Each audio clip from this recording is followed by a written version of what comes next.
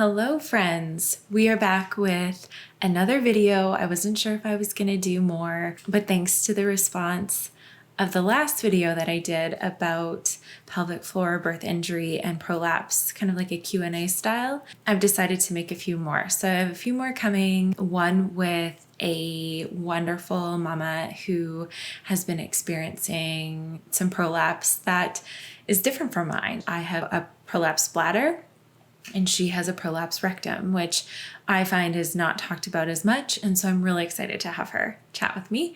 I also have someone coming and joining us who is a nutritionist, and she's also a mom. And so we're going to talk about gut health and postpartum nutrition. And I did put it out on my Instagram and asked if people had questions, which they did. So we're going to answer them and chat about them together. But this one is very much about my personal prolapse symptoms. I have tried to be transparent about as I've kind of gone along this journey since having my first until now. But as often happens on social media, people join in partway through the journey and don't have the context or don't have the beginning part of the story. And so I am just going to do my best to remember. And so I'm going to do my best to try to remember and put into words very beginning of my symptoms after having my first, through that rehab process, kind of experiencing some normalcy in the middle, getting pregnant again, giving birth again, and then this second postpartum experience. So let's do it. And if it would be helpful and you'd like to hear my birth story, I might do that as well sometime, but that's for another day. After having my first baby, it was a vaginal delivery. It was quite a long labor, as often first births are. I was at home. It was beautiful. Again, I can go into more detail about that sometime, but it was quite a long active labor in the sense that I was fully dilated for quite a long time, but he didn't come through for quite a long time. He had nuchal hands, so like both hands right here with the umbilical cord wrapped around. And so my cervix was fully dilated, but his head was kind of tilted because his hands were there. And so it was just like quite a long time of being fully dilated, like almost in transition, but not being able to get through and push. And then I pushed for just over an hour, birthed this baby, whatever. Initially, after giving birth, I didn't know the distinction between what was a prolapse symptom and what was just I'm healing from a vaginal delivery or pregnancy. And I definitely needed a lot of help. It was that thing with my husband where I needed his help. I needed a lot of help. I needed help walking. I needed help, putting on my Depends. And it was very humbling and kind of a very different kind of intimacy. I remember the midwife saying, you need to pee because if you don't pee by X time, we're going to have to put a catheter in. And at that point, I really had I think I had some pelvic floor connection. I didn't experience incontinence really, but I really didn't, it was not comfortable to sit there and try and do that. Like my pelvic floor was shot. And I think now having another experience to compare to, I realized like how weak and how much I had put my pelvic floor through in that delivery. And I did pee, it was fine. But there were things like I couldn't really activate my pelvic floor. Like bearing down, there was no way I wanted to bear down. Postpartum poop, like first postpartum poop took so long. So long. And I want to say an embarrassingly long time. At the time I felt embarrassed by it, and now I realize how normal that is. And so I had that, and then I definitely felt this like kind of that heaviness. Like people will often have like a donut pillow to sit on so that there isn't pressure. Even from a mattress, it can still feel like contact on your perineum, especially if there's stitches. That can be really uncomfortable. And anyways, so I just kind of thought this was normal. And it wasn't until probably about 2 weeks later, my pelvic floor physio had done a really good job of saying, hey, I don't recommend you walking for like 2 weeks after having your baby. Like try not to baby wear if you can. This wasn't because like we had even talked about prolapse, but it was very much just like, be careful, take it easy, rest. And even my midwife said, like, do not get out of bed for a few days unless you have to go to the bathroom. Don't do stairs, just like be in bed, let people come to you. And I did do that. So I kind of, did the things I was asked. At around 2 weeks, I think I went to the mall. I had my son in November and I went on like a mall walk because what do you do when it's freezing cold in Canada and you have a baby? Go for a walk in the mall with the seniors and the moms. And I did that. And I remember being like, oh, like that I only did maybe like half an hour, but I was like, that was enough. And then I did a couple more of those, and I started wearing my son a little bit, when they hit that kind of 3 to 4 week mark where suddenly they go from this like snoozy all the time baby to needing a bit of help sometimes. And it wasn't until I was rocking him, I think it was probably around 4 or 5 weeks around that time, I was really rocking him, like squatting, that I almost like heard a pop. And I know it's like pelvic organ prolapse is the term pop, but I actually heard like a pop.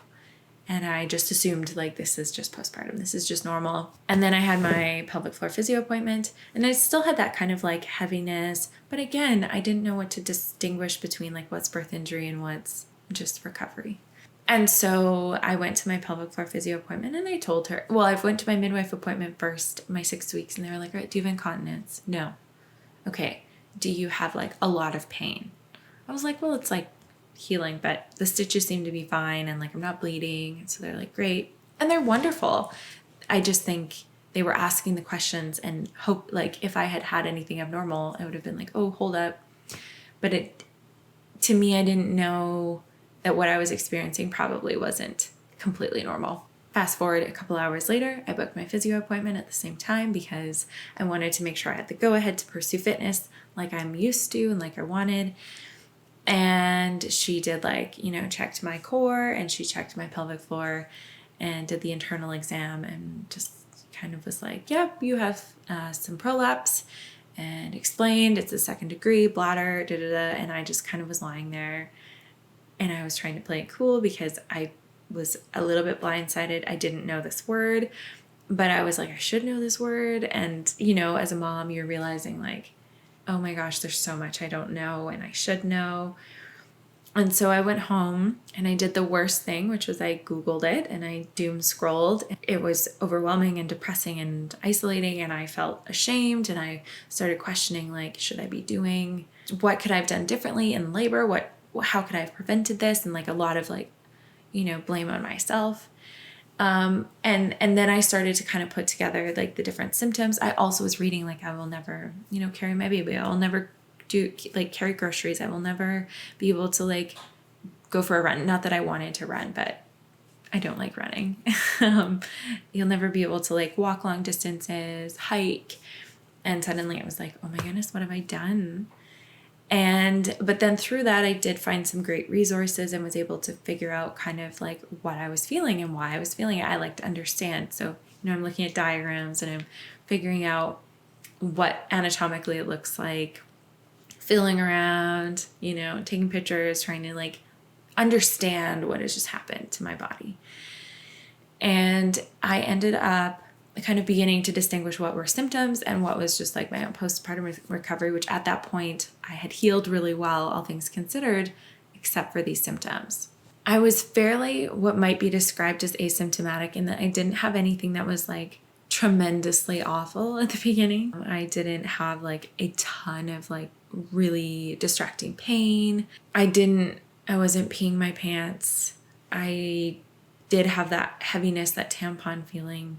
But again, it's hard to compare.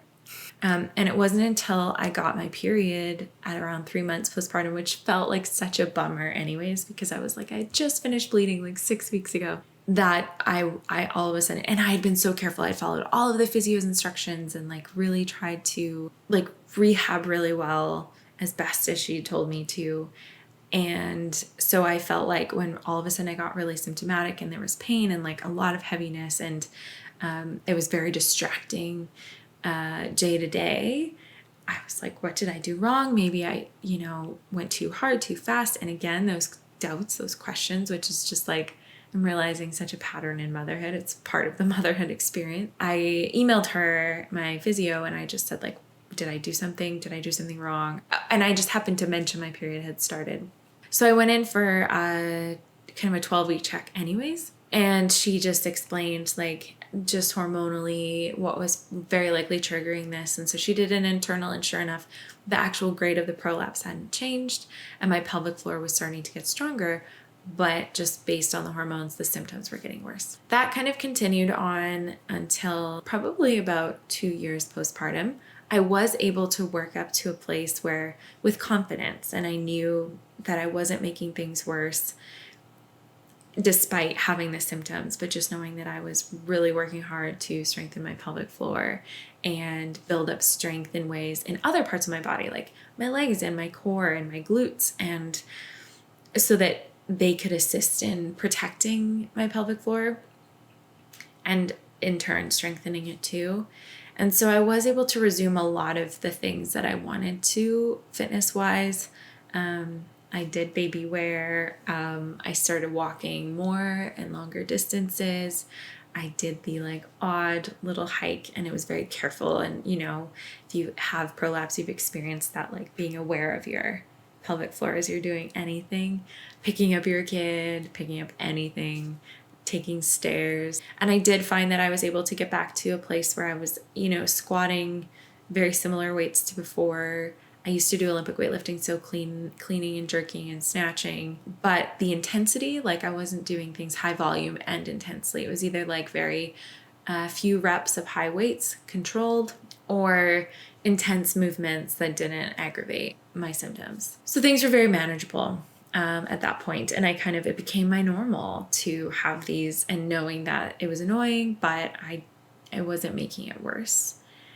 And then we decided to get pregnant again. And with that, we got pregnant and lost the pregnancy quite early, and got pregnant and lost the pregnancy. And so I think even in that, there was a lot of like hormonal shifts happening. And I did find that I was quite symptomatic during that period. And then I got pregnant, and strangely, actually being pregnant, I don't know if it's, again, hormones, there's so much at play and so many variables, but I found that it was actually quite a manageable experience. It really wasn't until the end, and I should say I wasn't very nauseous, so I wasn't, vomiting, and that's that like bearing down when you're vomiting. So I was really grateful for that. I felt like I was able to carry the belly fine until later on at the end, where I was like, oh, this is low. This is like really in my pelvis. This is challenging. And then I got really sick in my second trimester, and I just coughed and coughed and coughed for like 2 weeks. And after about the third day or so, I experienced incontinence, which freaked me out because that wasn't something I had ever experienced. And I was like, oh, now have I like totally undone all the work that I've put into, strengthening my pelvic floor, and I'm going into more of a pregnancy and a birth, and I was pretty panicked about that. But I went to my pelvic floor physio, and she explained that I basically was coughing longer than like my baseline hold. So if you're aware of this exercise, and if you're not, I'll do my best to explain, but I'm doing it right now. When you do a Kegel, or you lift your pelvic floor and you hold it, like I think the like kind of top end of holding it is about 10 seconds. You can hold it for 10 seconds before releasing. That's kind of like your pelvic floor is quite strong. I was coughing for longer than 10 seconds, and therefore my pelvic floor couldn't hold itself up when I would cough, and so it would release while I was still coughing, and then I would experience incontinence. So it did kind of, after I got better, it came back to baseline, and I had an internal exam, and sure enough, like my prolapse was still a grade 2, which previously to getting pregnant the second time, it was kind of more between a 1 and 2, like it had actually improved a little bit. End of pregnancy, got to that, definitely had more of that like heavy feeling, was not doing much fitness wise. I had a second or older kid already, so he was keeping me busy. And then I gave birth, It was another vaginal delivery, very different from the first. The photos make it look very similar, but my personal experience was very different. I really felt like I was feeling and understanding, as I think only a second time birth can do. I was very aware of what was happening in my body, in my pelvic floor, and it was just like a much calmer experience. She didn't have nuchal hands. I can go more into that story too sometime if you'd like. After delivering her,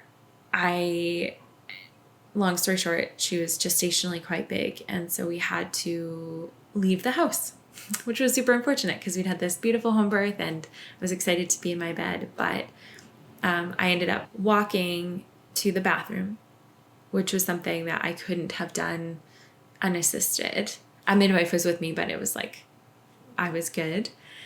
And I peed right away, no problem.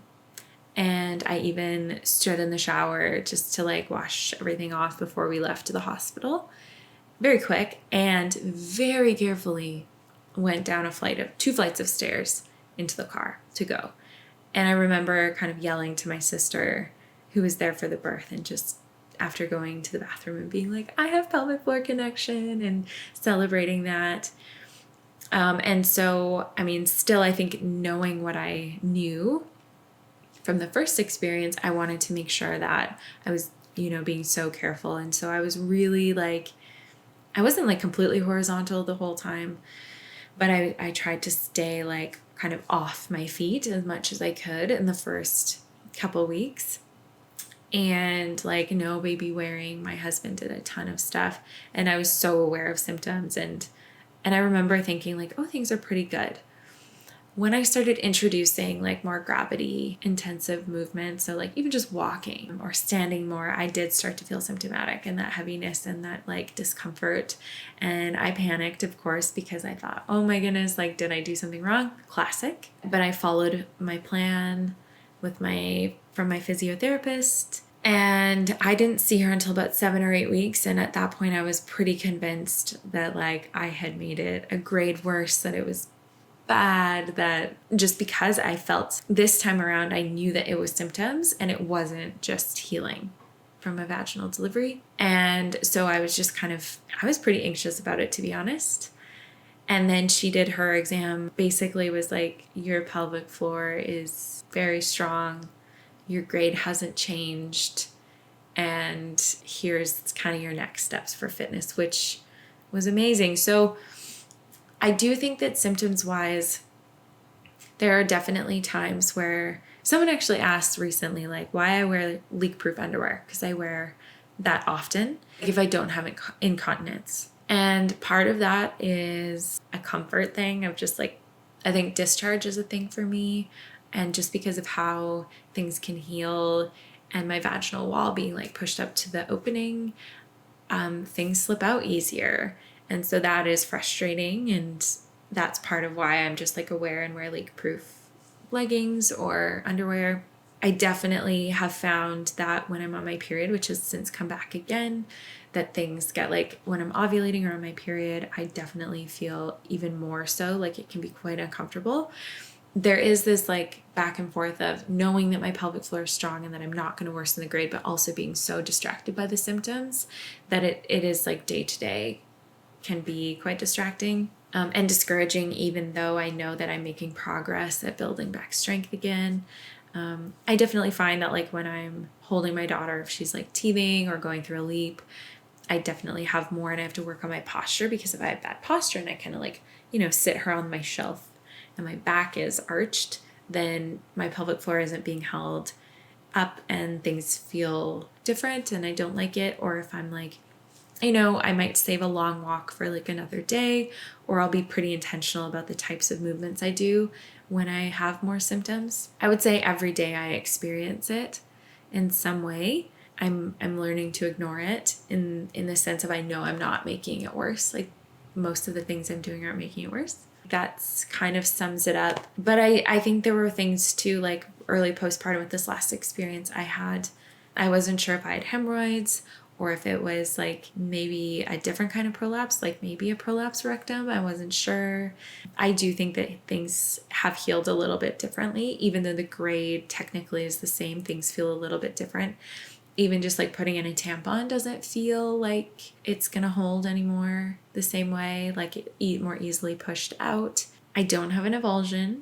I've never had one. I know people who do, and I can point you in the direction of their stories if you'd like to hear them. And because I don't have incontinence, I know that my story doesn't relate to many people. I think partially that is like a pelvic floor thing but again, coming from a history of weightlifting into birth was tough because my pelvic floor, like I said in my first video, was kind of like a wall that baby's head had to like come through, which looking back on it now may have been a contributing factor, but it's out of my control. So that's very much my symptoms for me. Physically, I think I've described it, but additionally, there's that mental piece of just not wanting to make it worse and fearing the worst and wondering if life is ever going to be the same again, or if I've messed everything up, and whether I wanted to have another pregnancy or another delivery. Should I have a C-section instead of a vaginal delivery? And I know people who have opted for that option, and it's been perfect for them.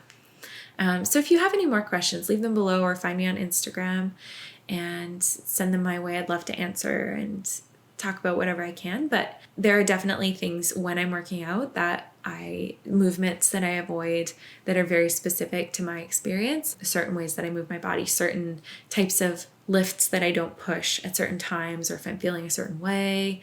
It's that kind of like day-to-day gauging that's like constant, that has become my normal. So in my normalcy, I am symptomatic. I've never been fully asymptomatic, and I'm managing them as best I can.